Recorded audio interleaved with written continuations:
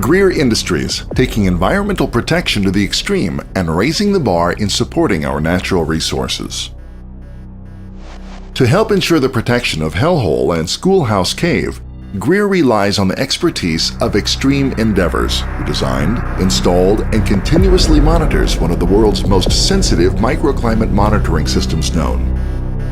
This video is a summary of the yearly activities and formal results of the microclimate research. It serves as a status report for U.S. Fish and Wildlife, the West Virginia Department of Natural Resources, and the West Virginia Department of Environmental Protection.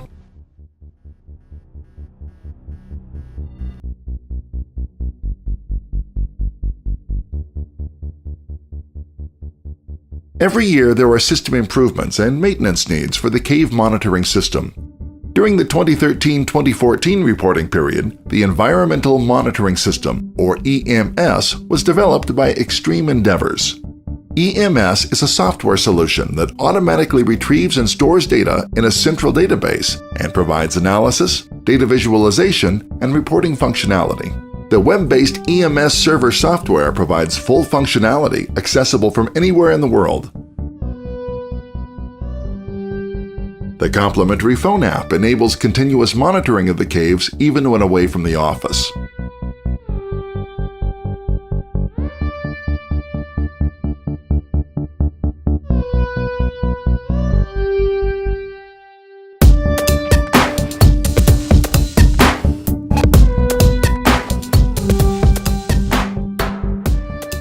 The Cave Microclimate Monitoring System has provided years of exceptional scientific data, and now with EMS integration, it is a fully automated system for environmental reporting to state and federal agencies. As with any large, complex assembly with components located miles apart, the cave monitoring system can have breakdowns, especially working in such harsh environments as Hellhole. Because of the harsh environment, sensors are replaced in the caves every 2 years. 3 factors in particular are hard on the electronics: lightning strikes near the entrance, static discharge, and the caustic environment. The summer of 2013, we replaced the cave modules under planned maintenance. 2 months later, as the bats were entering into hibernation, the cables connecting sensors in Hellhole experienced a fault, preventing communications through the winter. Discussions with the West Virginia Department of Natural Resources and U.S. Fish and Wildlife resulted in all parties agreeing to wait until summer of 2014 to replace the cable to prevent disturbing hibernating bats and negatively impacting the endangered species. Years of working around the caves have taught us a great deal. Applying that knowledge to the new cable installation, we can improve the reliability and serviceability.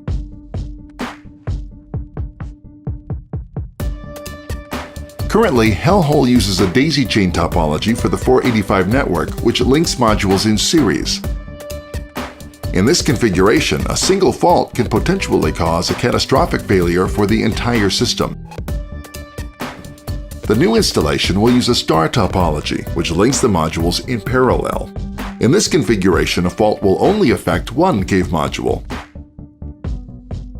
Extreme Endeavors has scheduled the first 2 weeks in June to perform this repair, ensuring the bats are out of hibernation and will not be adversely affected.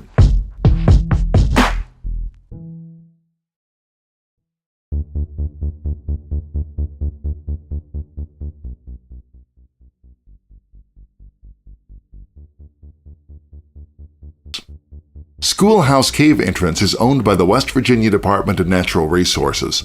Just outside the entrance is a surface sensor called Mod 11 to record the macroclimate. Located 600 feet inside Schoolhouse Cave is where the Virginia big-eared bats hibernate and is the location of the Mod 12 microclimate sensor. The sensor resides in a narrow passage with a large volume of cave behind it, resulting in substantial airflow and creating dramatic changes in temperature. The recorded temperature in Schoolhouse Cave shows cyclical variations over the past 9 years of data collection, detailing the cave's reactions to the different seasons. One anomaly to point out: notice the drop in temperature, highlighted in the green box. The sensor was replaced with a newer model sensor calibrated against an NIST traceable standard, providing better accuracy. The new sensor was also significantly larger and changed the location of the temperature sensing element by about 1.5 feet, also affecting the temperature reading. Focusing on the data for the reporting period, we notice larger temperature shifts during the winter months than in previous years. But it is not unexpected. There were several days of high temperature changes in a single day, but all were attributed to normally occurring weather events and the macroclimate influencing the microclimate. Because macroclimate has a major influence on the microclimate, the surface sensor is monitored closely. An analysis of macroclimate data helps us understand and correlate changes in the microclimate. Just up the valley is Hellhole, even more rugged with its dramatic entrance.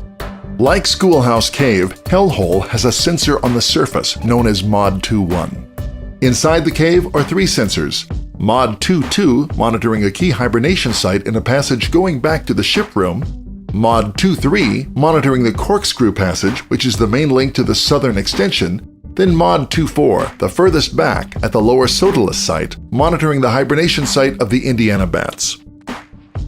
Mod 2.2 has a large enough volume behind the sensor that moderate airflow is created. The airflow is evident in the daily temperature changes. Notice the drop in temperature. This drop is a result of the replacement and calibration of a new sensor. The recorded data for this year shows normal variations. There were no great surprises, and the cave microclimate is performing as expected for the seasonal changes. Behind Mod 2.3 sensor is the largest extent of the cave, known as the southern extension. This generates considerable airflow, resulting in much more dramatic and rapid changes to the microclimate due to air exchange to equalize pressure in such a large volume. Mod 2.4 is the deepest and hardest sensor to access. Because it's the last sensor in the chain, it is prone to lightning strikes. This is a passage that leads to a smaller volume of the cave, which creates less airflow than the other locations. Behind this sensor is the Drano passage. When the water table drops, there is evidence that the passage opens, the cave volume increases, which in turn increases the airflow and causes larger temperature changes. As indicated by the two instances on the graph, when the Drano passage opened due to dry conditions, the temperature fluctuations increased dramatically. Even though this is the most stable location that is monitored, the stability was improved even more by raising the sensor off the floor of the cave. This change in position was prompted by a calibration process for the sensor. Notice the large shift in temperature at the end of the data set. The sensor was replaced at this point. Upon further inspection and testing of the old sensor, the sensor accuracy had drifted. The location of the sensor is susceptible to large amounts of bat guano, which may have affected the accuracy of the sensor over time. To monitor the integrity of the cave and ensure the bat habitat remains unchanged, data is downloaded from the sensors daily and analyzed weekly for anomalies by the EMS software. Extreme Endeavors, working with regulating agencies, defined these abnormal conditions and refer to them as flags in reporting. This year, we encountered a few flags that were attributed to naturally occurring events. The most common flag in this reporting period was the daily change in temperature inside Schoolhouse Cave.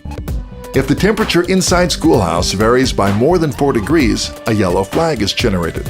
If more than 4.5 degrees, a red flag is generated. A yellow flag is also reported when temperatures inside the cave cool to below 32 degrees. Once again, this flag can be correlated to naturally occurring events in the macroclimate.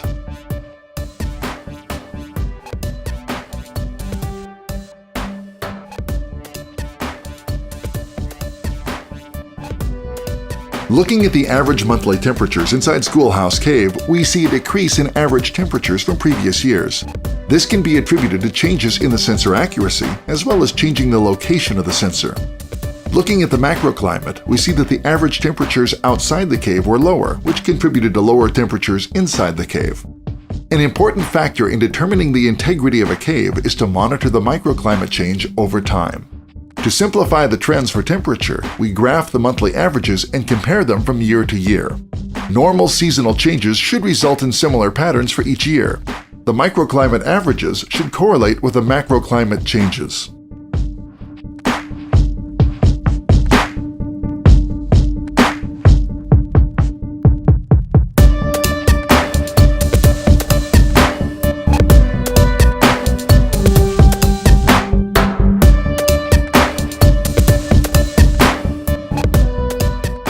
Data collection and scientific analysis show that the integrity of the caves has not been compromised by any activities by Greer Industries. The bat habitat remains ideal to facilitate population rebounds from the devastation of white nose syndrome. Future plans for the cave monitoring system will improve overall dependability. The cable reconfiguration and replacement in Hellhole will provide many more years of reliable service. We would like to recommend modifying Mod 2.4 to prevent degradation and failure, and extend its lifespan by applying a thin coat of heat-conductive epoxy to offset the effects of limestone and outgassing of bat guano. If you have any questions or comments concerning this research, please contact Extreme Endeavors. We strive to provide fact-based environmental analysis and accountability, pushing the boundaries of innovation.